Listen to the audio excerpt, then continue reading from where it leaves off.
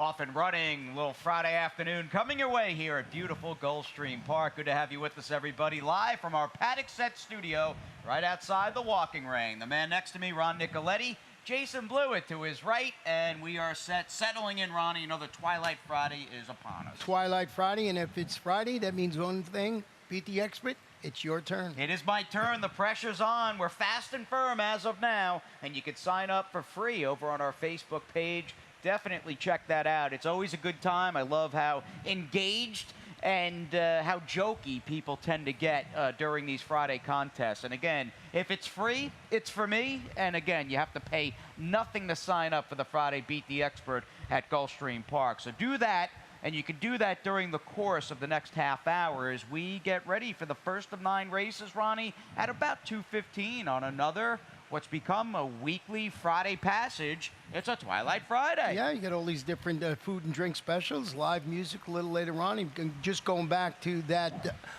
contest, if you win, you got a chance to win one of those top polo shirts there. And they are nice. Keep in touch with us throughout the afternoon. It's a lot of fun. Yeah, definitely hit us up on Twitter. Ronnie and I are both on Twitter as well, and certainly we miss Acacia. She's having a good time, getting some well-deserved days off way up north at Saratoga Racecourse as they get ready for obviously their weekend with the 4-Star Dave and of course EquestriaCon, I think Sunday through Tuesday. But we're hunkering down and holding the fort down here at Gulfstream Park on a Friday afternoon that begins at 2:15 with no carryover in that early pick 5. Ronnie will have a ticket coming your way in just a few moments, and that first race with a field of 8 also features the opening dollar rolling super high 5, which is always a fun bet to get involved with. No carryover there. Pick 5 looks good, and we'll chase the rainbow again. The Rainbow 6, when you have a 9-race card, we'll start in race number 4, and you see it starting to build. We had a couple of horses alive in the last race. Didn't come to fruition, whoever had those numbers, but we got $80,000 plus to start the day. That's races 4 through 9 this afternoon. And we see how quickly things dried out as we also remind you about that late pick 5 on a rare 9-race card that begins in Friday's 5th race. We were dealing with a sloppy to muddy to good main track yesterday, but all is well here in Hallandale Beach as we are fast and firm, and there is plenty of turf to go around on this Friday, August the 11th. And without further ado, we'll dive into the action and we'll blaze on with the first. We've got a serious turf sprint coming your way that'll jumpstart the early pick 5. Current 9-5 favorite up there is the 5 Cat Daddy. One of the horses I did use. I used 2 in the open. I also used Grand Junior. I thought might be able to sit a trip. And you see the rest of the progression. Now race number 3, the horse I almost single in there, Some Quick Cash, is first off the claim by Gilberto Zerpa, who's like 43%, but I backed out, I chickened out and added the favorite in there, and you see the progression. $36 is my ticket for the early pick 5 this afternoon. And that favorite in race number 3 is the drop-down Jack of Diamonds, who I like in there. I mean, he's taking a needed and I think logical drop for a very good operation and a very good rider on his back in the form of Edgar Zayas, who enters today's program just a couple of wins away from that 1,000 career win milestone. Is he 98 or 99? I thought he was 98. I'm not sure. 998 or 900. Yeah, he's 2 away. 998. Wow. Confusing me. I'm like, I thought he was 2 away, but maybe I goofed. And lo and behold, speaking of being just 1 away, you've got Tyler Gaffalione, who sits at, for the year, 199 wins for 2017, and we'll see him in action in race number 2, and it is a good one. Second race today is my favorite division here in South Florida. We'll talk about it after we talk about a very familiar crew, much like the horses in the second who probably know each other by first name and birthdays and all that stuff. This cast in the first, really with the exception of the number 6, Proud Enough, all these horses every 2.5, 3, 4 weeks seem to basically line up out here in the walking ring and then in the starting gate. And each one picks a week to win, which makes our job even harder in there. But on top, as I mentioned, our Cat Daddy. I think we have a replay of that horse. Indeed we do. Let's go to our Cat Daddy back on July 30th. Now, I'm not in love with the race this horse comes out of, considering he sat a perfect trip and he was outgamed and outfinished by a nose or not by Ausable, who was making his first start on the turf and paid a big price and did not look all that good. But you see this horse, although tracking a lively 3-way pace battle, there was sufficient ground loss off the quarter pole and at the top of the stretch. And here he comes in those white blinkers, only to fall a nose shy of outgaining Ausable, who was climbing and jumping over the tire tracks in deep stretch there. Our Cat Daddy for you and I to start the action. And I want to show you a stat on our Cat Daddy, on trainer Ralph Zadie. Over the last year, Turf Sprints claimers right here at Gulfstream Park, this is 365 days. He's 11 for 34, 32%, 53% in the money, and still a positive return of investment. I just did the last year on that, and you're absolutely right about our Cat Daddy. That horse ran, in my estimation, an extra 50 yards than everybody else in the race, turning for home, and he was about 6 wide in that race. So a logical contender, and thus the 9-5 favoritism very early in the wager. And as we talked about just how tough this first race is, lo and behold, the two dopes right now on Gulfstream today have a cold try, 5-7-2. We'll see. 5-7-2, please, in race number 1. And again, you have until first race post time of the opener to get involved on our Facebook page with the Friday Beat the Expert contest. Race number 2 is a very good one, just the real kind of salt of the earth, blue collar types. I think if you're a tried and true racing fan, these are the horses that you root for because they don't take days off, they don't call in for sick days, they just show up, they do their job, and they like their jobs very much. We go with 6 over the fast footing in our opening dirt race on the card. And as far as a starting point here, maybe it's a shaky one, but ultimately I thought the 5, who we both have third, JB Quick, because of his early speed, was probably the horse we were going to start with. I think you need to decide, is he starting to go the other way, though? He's stretching out that additional furlong today after returning from the layoff. He finished third against familiar competition, going 6 panels. It's Ralph Zadie. He's got Apprentice Abby Medina. I was trying to beat this horse this afternoon. You went with the one who I had in fourth. We have similar selections, but in the reverse order. I did go with the 3, Keep Me Grounded, and this is what Jason tries to do to me every day, keep me grounded up here on this stage. I'm trying He's stretching and out. failing. What I like about this horse, and you'll notice when you follow my handicapping, if a horse runs well at 7 furlongs, you're going to find me there. And this one is stretching out to one of its best distances. 6 races, 3 wins after rallying late. He finished 4th against Similar. That was on that sealed sloppy track. This play for me is a 7 furlong special. And he'll be a nice price, too. Yeah. So a good nugget there by you, Ronnie. He loves 7/8s, and he likes the main track here at GP. He'll obviously have both today for trainer Dennis Ward, second off the claim. Like you, I got a little cute here, and maybe it's a case ultimately that the one, Warren's Joe T, if a few others bring their A-level effort, that he's just not good enough. But looking at the optimistic side of things, I think this is a horse who maybe has, in a way, not to call it untapped potential because he is a 7-year-old, but he's got a ton of back class, and he's with a very winning trainer who we're fans of in Elizabeth Dobles, who I think is sitting on potentially a big Friday here with at least 2 winners on the card. And this horse, in hindsight, was very much compromised due to the wet track in his Gulfstream debut on July 14th, and that turned out to be a day that the inside was just king. Inside speed, inside trips were what you wanted. He was nowhere near the live rail. So I'm going to take him off a biased compromised trip. We need to mention as well the 4, Sir Hanoun, who's coming out of a lackluster effort as well for trainer Peter Walder. He was also against the bias that day, but man, oh man, he's going out for a barn that is just, and a very good trainer who has won more than his fair share of races in a very distinguished career, but a barn that's just on the cold side of things now. And you know, Sir Hanoun is turning back to 7 furlongs, hoping to get that fast track, which he will get this afternoon after failing to show some early interest last time out, faded when failing to handle the sloppy going. You look at his record on the sloppy track, 2 starts, never hit the board. Right. I'm expecting this horse to run better, but you're getting Peter Walder, who you just mentioned, and who's in there? Our leading rider, Tyler Gaffleone. So lots to like about the number 4, Sir Hanoun, especially the weather. And Tyler Gaffleone off a 4-win Thursday here at GP. Sits at 199 in the W column for 2017. We'll move on to race number 3. It's back to the turf. And again, bring those running shoes as we sprint 5 furlongs with this 2 lifetime $10,000 claiming race for 3 and up. I looked at this race for a while, and you're likely going to get some hitting. And I am concerned that the 3 Jack of Diamonds ultimately is a better horse when he's on the lead. That's probably not going to happen with John's approval. Toykin, you look at the number 6, Some Quick Cash, who's not slow. I think the drop down, though, really comes into play here with the 3 Jack of Diamonds, and I'm going to take him as the favorite, as the new face for the 10Gs. Well, I mentioned when I showed you my early pick 5 ticket, this was my for lack of a better term, sneaky play of the day, and that is the 6, Some Quick Cash, who moved to the Gilberto Zerpa barn after claim, steps up to the $10,000 level on the turf. He returned from a couple-of-month layoff to set the pace and tire. That was against 6,250 claimers going 6 furlongs. That was on the dirt. I like this barn, 43% with new claims.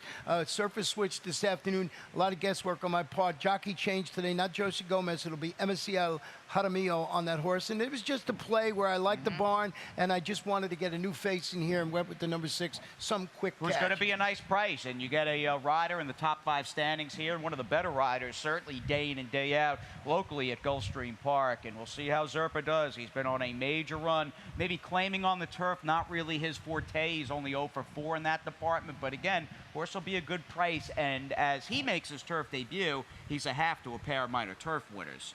By in summation. In summation, so lots to like about it. And it's just one of those plays where you just get a feeling that this horse is going to run well in this spot. Looks like they set it up perfectly. Of course, you mentioned the 0 for 4 on the turf. I'm not putting that much stock in it because the barn is just going great, guys. Yeah, the barn, it really is solid, and they do good work off the claim, with claimers, with allowance types, and with 2-year-olds as well. And as far as having a feeling, well, we feel we're going to take a little breather. We promise we'll be back with more Gulfstream today, and that will include Ronnie's Friday Rainbow 6. At ExpressBet, we celebrate the champions that make horse racing great. That's why we provide more ways to bet from more places than ever. We've built an entire family of brands to give players more of the rewards they deserve, give bettors the information they need to win, and provide a community for horse bettors. Because the best way to support the champions of horse racing is to champion horse racing. ExpressBet. We are racing. Hey, South Florida, it's time to get social at sunset. This summer at Gulfstream Park, as the sun goes down, the scene heats up. Join us each week for Twilight Racing Fridays, a fusion of horse racing, food and drink specials, and live performances by local bands. Enter drawings and play horse racing bingo. Your chance to win incredible prizes. Live racing begins at 2:15. Admission and parking are free. Visit GulfstreamPark.com for more details. Gulfstream Park, Twilight Racing Fridays. Get social at sunset.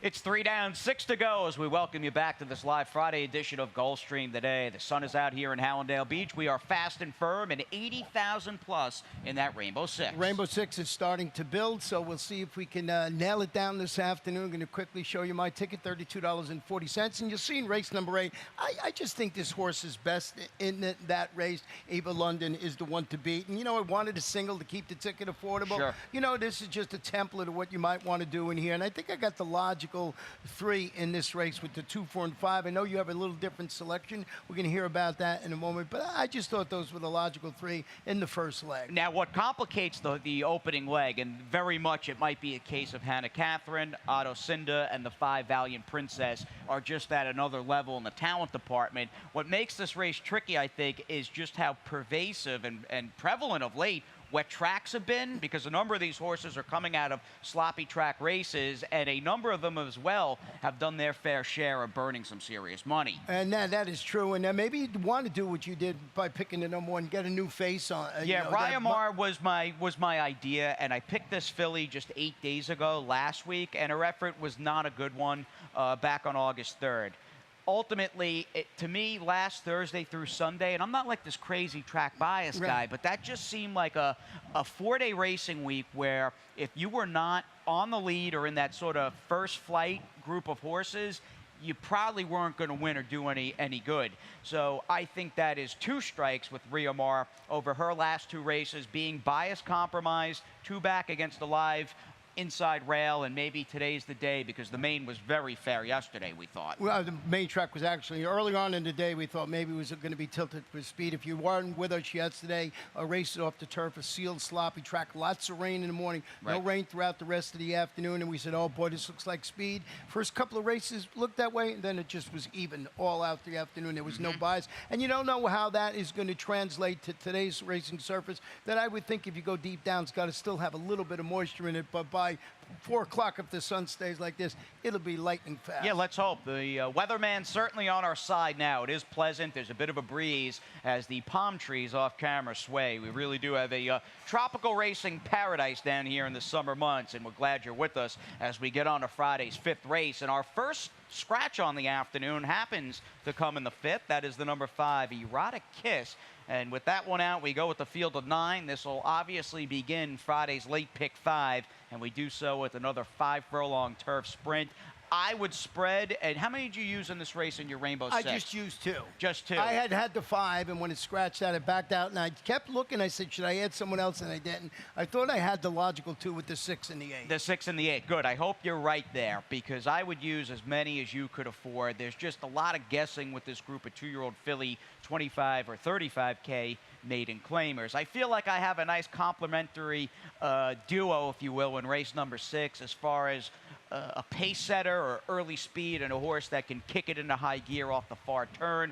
Number of new barns and very shrewd barns are in the mix in race number 7 today. That is a fun one, and boy, oh boy, a lot of weight today, Ronnie, on Eva London. You singled her in the Rainbow Six. I have got her anchoring this late pick 5, and it's on to the 2, 3, and 9 for me in race number 9. I do indeed hope we get there. And in talking about the logicals here, you've got the Barboza Jr. firster with Gaffleone in the 6, Guidonia, and the number 8 of the ones who have run in Glamorous Thunder. Let's show you the last out effort of Glamorous Thunder, who was nearly 50-1 on the turf and ran a fine race that afternoon. We've got this one highlighted from the backstretch basically to the finish line, and the trip beneath the apprentice that day worked out pretty well, where you're like, wow, this horse is sitting the pocket. Is it going to be a case where a seam opens up inside? Those first flight horses, things start to bunch up, nowhere to go, and you see the bug boy wanting to get outside. Door's going to get closed there, jam back inside. And although this horse never really had, I thought, any serious punch from this point on, it was still, relatively speaking, Ronnie, a respectable effort. It was a respectable effort. When you're dealing with horses at this level, it's hard to get reinvigorated after you have to steady a couple of times looking for that spot. So I just thought of that performance here in this wide open affair. Maybe it is you go with a first-time starter, but I did go for it with Glamorous Thunder for all the reasons you just shown. Now, the Scat Daddy firster, and of course his passing was a shock, and he died too early. But for being a Scat Daddy 2-year-old and a filly to boot, we're going to show you the 2-year-old Breeze back at OBS April a few months ago for the 6, Guidonia. Now, this is a filly who, despite the fact that she's by a very commercial stallion, and at some point there's just going to be no young horses left by Scat Daddy, the hammer fell at 13,000 after this Breeze, and ultimately she runs first time out for 35,000. Breeze that furlong in 10 and 4. And here's the lowdown as far as the pedigree is concerned with the number 6, Guidonia, who again originally sold as a yearling for 45K. So the people that had her originally took a loss in that sale, as she only went for 13,000. The mare's been a solid producer, but there's some things to like, of course, because of the connections and even the pedigree aesthetically. But she just didn't sell for that much money. Man, it just didn't look good on that particular day, but I like the workout pattern, 9 morning workouts, getting Lasix, getting Tyler Gaffleone, and that was my reasoning. I thought these were the 2 logical ones, a little bit of guesswork with the number 6 horse, but Glamorous Thunder on the performance we showed you. Now, who else did you use? You went to the outside with the 10. Who, speaking of Scat Daddy, you got his influence on the dam side of the 10, LA House, who's by a freshman stallion in Winslow Homer.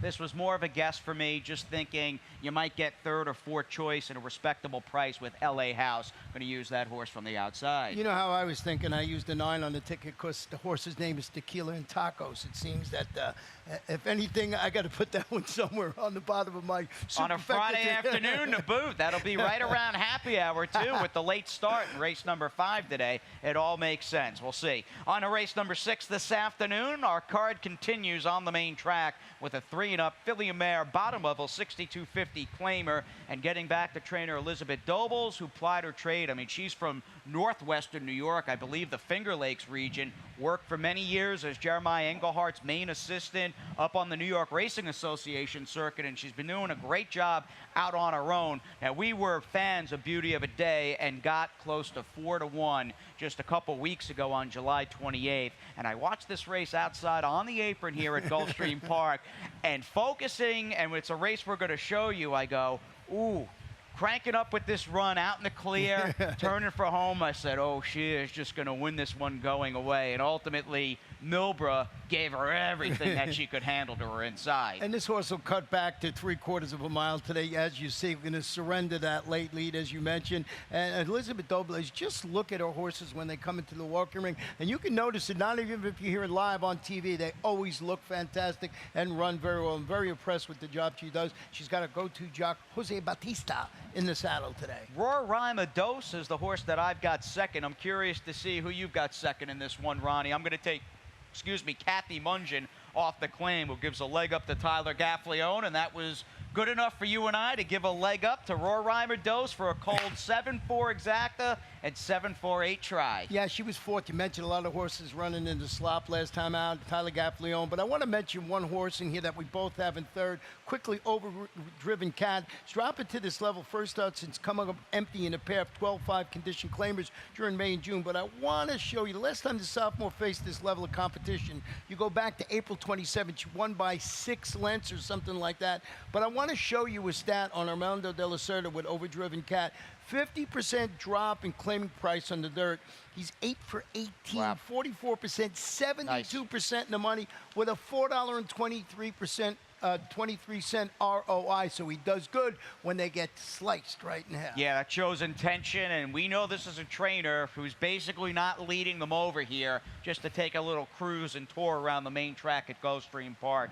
Barn that's been firing on all cylinders and a must-use, of course, in today's 6th race. As we get on to the 7th, back to the turf. Boy, these 5-furlong turf sprints are a popular distance today, as we have another one, 3-and-up filly and mares in this $10,000 claimer, and this is a fun, challenging, complex race to look at, mainly because as I started to work my way towards the outside, you're running into a claim with Goodbye Sorrow. Second off the claim for Ralph Zadie with Lucky Bella. The 9, Love Flute, who's probably going to go favored for Sandy Hernandez. That's a new claim. So there's just a number of shrewd, sharp barns with fairly new acquisitions in the mix. I'm going to chalk it out with the 9, Love Flute. You, however, Awesome and Then Some, who brings that big early speed. And you're absolutely right. This race was the toughest one on the card for me to handicap. I did go with Awesome and Then Some. It's back at this level in distance after following our $10,000 condition claiming score. That was a couple of starts back with a duel throughout third place finish. 10,000 open company. Jenna Antonucci, Edgar Zayas, was aboard for that victory 2 starts back. They're reuniting with this horse, and I think it's just you go and you try and win it. Yeah, I guess you just, that's her running style. You've got an aggressive rider who rides confident and prepared as well in Edgar Zayas, and we'll see as far as the pace. It might get a little crowded towards the front with the likes of Goodbye Sorrow and even the 8, Redigia, but I do believe Love Flute and even your top pick were beaten by a better filly than these last time out in Our Sweet Exchange, who just wired the field. She's got a ton of back class. She was the one to beat in that particular race. So this race, as I said, the 7th race, when you're putting your tickets, whether it's the Rainbow Six or the late How many did you use in the Rainbow? I used 3, but I would have liked to use 6. Yeah, you mentioned it's that kind of race. That was that kind of race, really. No doubt. Now, race number 8, not a layup, even though we're very bullish on Eva London for Angel Penna. Not a layup for her by any means. Now, ultimately, if you were going to say, hey, guys, when it's all said and done and the dust settles, who's the best horse in here? Who's got the most promise and potential? I think it's Eva London. She's going to have to show up with a good effort. But I'm treating her, and you're probably doing the same, as a 3rd-time starter for Angel Penna Jr. I am, and this race, we both singled as horses in our respective late bets, and this horse is not that, such as outstanding. No, she's no 2 to 5 lead pipe cinch in here. But I just was impressed by what she did. Yeah, and speaking about what she did and maybe the race that made you go, you know what, there's some serious ability there. 2 back for her on April 29th. That was before she ran a solid 3rd in the Musical Romance. She kept good company in this race, and boy, I mean, just sweeping on the outside. She was really, I think, tactically up against it from that inside post, and she did the best job that she could. And this afternoon, I just think getting off the rail, going this mile distance, it is all systems go for a filly who's got quite a bit of untapped potential. And you mentioned the 7 furlong musical romance, now stretching out to the mile. 3 starts at a mile, 2 wins in a second. Looks like a logical choice. The morning line favorite, and the logical one in here is the 3, Mama Joyce. Who's done a lot of traveling. She's one of my old pals from up in the Big Apple, and she's danced a lot of dances. I mean, it's kind of amazing. She's run 14 times with 5 wins, a trio of placings, and a couple of shows, and she's been Keeneland, Indiana Downs, Churchill Downs, Belmont, Aqueduct, and lo and behold, she's back down here to Gulfstream Park, a likable kind of filly who clearly, Ronnie, can take her show on the road. Absolutely. So that was the one I was really afraid of when I went with Eva London, but I thought if anybody had a shot, it was her. And the morning line maker seems to agree with that this one is going to get bet for sure. Yeah, they're going to be pretty close in price. And why not a quick pop before we run out of time to the 4 Concealed with the Kiss? I'd like to see because I'm a fan of her. I just don't know what you're getting at this point after her last 2. She's hoping to get back to those glory days after when she won the $50,000 Anna T. When was it? In June. She lost all chance. She broke poorly in a 16 optional claimer as the odds-on choice. That was a couple of starts back. Stumbled at the start of the Grade 2 Princess Rooney on July 1st. So she's got a couple of excuses. She was pretty impressive in the Anna T. Does she come back with a clean trip and maybe beat these horses? I hope so. Now, as we wrap things up, there are a couple of very intriguing, tough trips to be had in today's 9th race as far as last-out turf efforts at Gulfstream Park. Topping the list is my top selection, the number 9 Contraction. Let's show you, and this is a horse that I had liked last time, and lo and behold, I guess was the universal tip that afternoon. Coming out of the same race as the 8 Osvaldo. Both of these horses did not have the best of trips, but you're really going to watch in the white and red of Klarovich stable, the number 6 Contraction. As this horse, as they get closer to the far turn, is just going to steady out. There's nowhere to go,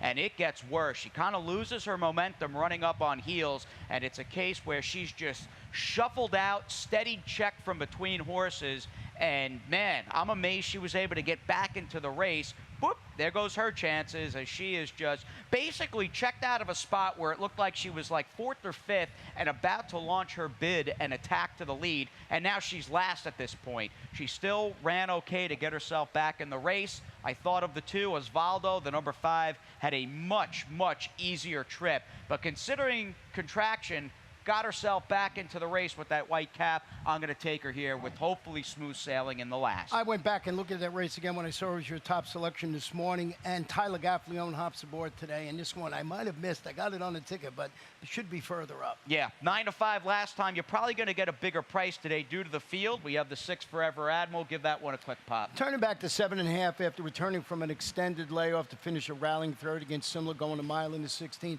Lots of upside. The number 2 All Go is a $200,000 gelded son of hard spun. Jonathan Thomas, you got to respect that. Yeah, and that one gets Edgar Zayas from Post 2. We'll give you a quick rundown as far as the pedigree bullets with this gelding, who is owned, at least as far as the majority, by Bob LaPenta. This one sold as a yearling for $170, pinhooked as a 2-year-old for 200 G's, and the barn 3 for 14 with first-time starters so far. Not many scratches on today's card. We're happy about that. We're even more happy that Pete Aiello is on deck over here. The big man coming your way with that opening set of Friday Scratches and Changes, and Ronnie and I will be with you all day from this set.